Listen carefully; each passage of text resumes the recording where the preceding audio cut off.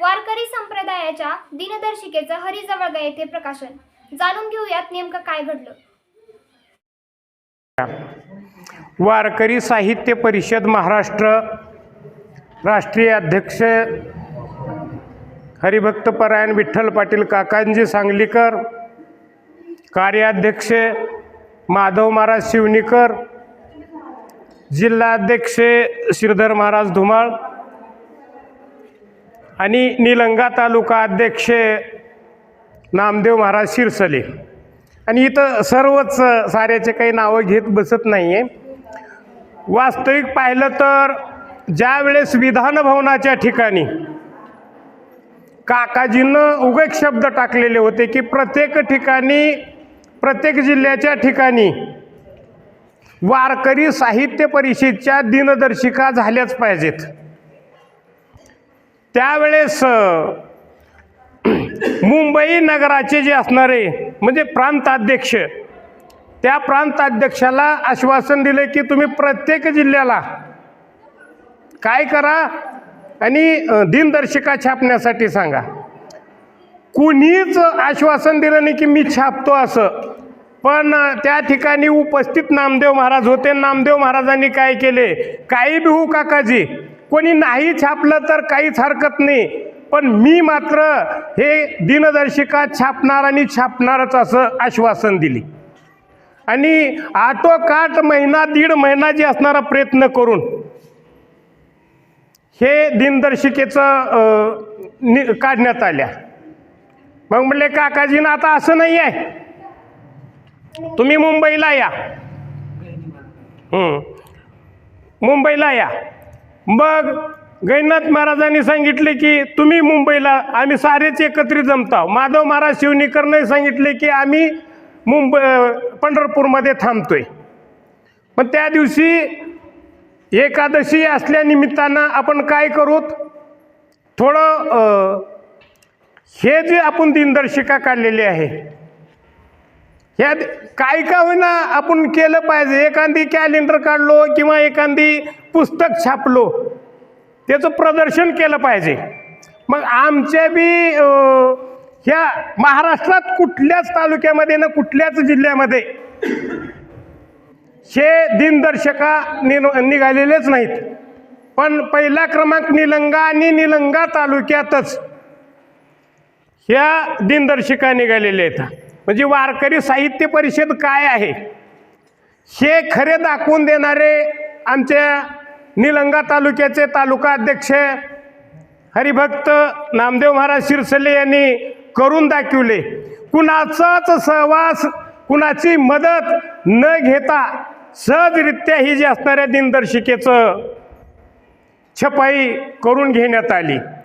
कारण कुठलीही गोष्ट करायचं, बारका आपणाला छोटासा कार्यक्रम करायचं म्हणलं तर बराच परिश्रम करावा लागतोय. आणि ही 50-60 हजार रुपये खर्च करून ही दिनदर्शिका काढायचं म्हणजे काही हातातल्या गोष्टी नाही आहेत. म्हणून एवढा आटोकाट प्रयत्न करून हे दिनदर्शिका जी असणाऱ्या काढण्यात आल्या. आणि त्याच्यातून विशेष हे गाव अजून पहिलंच भाग्यवान म्हणतो मी, हरिजवळगा. कारण आता पंढरपुरात दिनदर्शिकेचं प्रदर्शन झालं, प्रकाशित झाले. पण पहिल्या सुरू आणि ती बी आज मकर संक्रांती निमित्त म्हणजे तिळगुळ घ्यान गोड गोड बोला, तिळासारखी माया गुळासारखी गोडी हे आपल्यात निर्माण व्हावं. आणि प्रत्येकाच्या घरामध्ये किंवा आपल्या परिसरामध्ये, मंदिराच्या ठिकाणी किंवा ग्रामपंचायतीच्या ठिकाणी आपलं कॅलेंडर राहावं. सहज काही विचारायचा प्रश्न पडला तर उगं कॅलेंडरकडे बघावं, हा विचार करून हे म्हणजे इथलं निलंगा तालुक्यातलं हे पहिला दिवस, शुभ दिवस जे असणारा हरिजवळग्याचा आहे.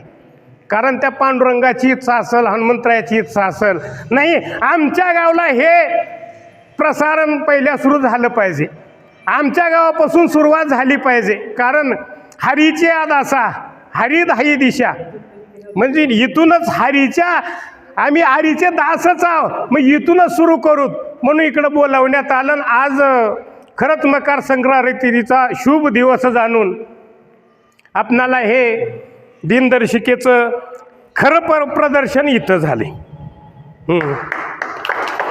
इथं हरिजवळग्यामध्ये. कारण तुम्ही भाविक भक्तांना बी इच्छा केलीच असं म्हणावं लागेल. चिंतने चिंतने तद्रूपता. चिंतन केल्यानंतर योगायोगानं योग घडतो. ते कुंभारी नसते आणि ते घडवायला सुरुवात करते. बघा की घडवायला सुरुवात करते, ती मातीत आळापिळा काळी धरून आणते. आळी धरून आणते आणि उगत चोंच मारायला सुरुवात करते. चोंच मारून मारून मारून मारून एका दिवशी तिचा मृत्यू होतो. पण ध्यास कशाचा लागला जातो? ती मारलेली चोंच मारलेली त्या आळीला आणि ती मृत्यू होतो. जन्म घेणे लागे वासनेच्या संगी. त्या न्यायाप्रमाणे तुमच्या गावानं इच्छाच केली, आमच्या गावात पहिल्या क्रमांकाला हे प्रदर्शन झालं पाहिजे असा हेतू बाळगून तुम्ही इच्छा केलात आणि आम्हाला पाचारण केलात, बोलवलात. आणि थोडं तांत्रिक प्रॉब्लेम 9चा टायमिंग दिले होते महाराजांनी. तांत्रिक प्रॉब्लेम म्हणजे ना, जे सोबत येणारे माणसं होते, शेळके गुरुजी ते येणार होते, पण त्यांच्या मुलाचं थोडं ॲक्सिडेंट झाला होता रात्री. नॉर्मल आहे, तसं काही विशेष दगाफटका झाला नाही. मग त्याच्यासाठी आम्ही ते थोडं दवाखान्यात बी जाण्यात इकडं तिकडं थोडा कालावधी लागला. 4-5 जण येणार होतो, पण योगायोगानं चला दोघावर का भागत नाही काय. गावच आपलं आहे तर गावात आपलं चालणार नाही काय. आपल्या गावासोबत खेळीमेळी गदारोळे आनंदे आपण खेळीमेळीनं तिथं कार्यक्रम करूत, दिनदर्शिका देऊत आणि येऊत असा विचार करून आम्ही नामदेव महाराजांनी मी इथं आलो. तुम्ही बोलवलात, आम्हाला आदर अतिथी केलात. आणि आत्ताच म्हणले गैनाथ पाटलांना म्हणले काय म्हणले, आता तुम्हीच काय ती मनोगत व्यक्त केला करा.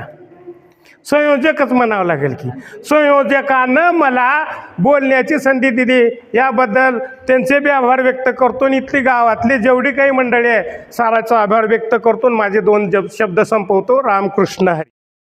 आजच्या या मकर संक्रांती निमित्त वारकरी साहित्य परिषदचे तालुका अध्यक्ष नामदेव महाराज शिरसले, औषधचे काय त्याचं वसंत महाराज कदिरे आणि व इथले आमचे भजनी मंडळ महिला व पुरुष, या सगळ्यांना मंदिरामध्ये बोलवण्याचं कारण म्हणजे नामदेव महाराज शिरसलेने अट्टास खूप करून हे वारकरी साहित्य परिषदेची दिनदर्शिका काढली आणि त्याचे प्रकाशन करण्यासाठी हरिजवळग्याचा पहिला दिवस ठरवले आणि ठरवल्याप्रमाणे तिने आले. त्याप्रमाणे त्यांचे व इथं येणाऱ्या कदिरी महाराजांचे गावाच्या वतीनं आभार मानतो. निमित्ताने वारकरी संप्रदायाचे नामदेव महाराज व त्यांचे सर्व सेवाधारी व आपल्या गावातील वारकरी संप्रदायाचे पूर्ण भजनी मंडळ स्त्री व पुरुष या ठिकाणी आपण जमलेलो आहोत. त्याने जे नामदेव महाराजांनी दिनदर्शिका काढलेली आहे त्यांची प्रकाशित व्हावं म्हणून आपलं गाव पहिल्यांदा निवडलेले आहेत. तरी त्यानिमित्ताने आपण या ठिकाणी जमलेलो आहोत. मकर संक्रांतीच्या निमित्ताने सर्वांना शुभेच्छा.